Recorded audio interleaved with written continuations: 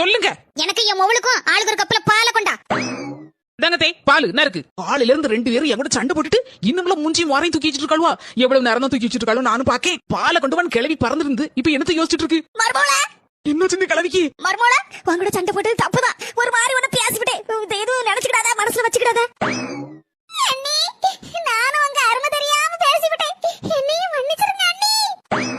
2 பேரும் தயவு செய்து அந்த பாலை கொண்டாங்களா? இருக்கட்டும் மர்மோளா. இது அந்த பால்ல சூடும் இல்ல, சீனியும் போடலதே, வெறும் பால் தான் கொண்டதே. கொண்டாங்கதே. பரவாயில்ல நீ இருக்கட்டும்.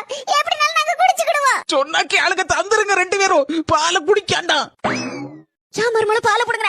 நான் தான் சொல்லிட்டுல கோவப்பட்டுட்டே மன்னிச்சிருன்னு. அதனாலதான் பாலை போடுங்கனே. ஏன் தெரியுமா, உங்க மேல இருக்க கோபத்துல நான் பால்ல கொஞ்சோண்டு பால் டைல கலந்து 2 பேருக்கு தந்துட்டே. இப்ப நீங்க குடிக்க கூடாது. இப்ப சண்டை சமாதானம் ஆயாச்சுல.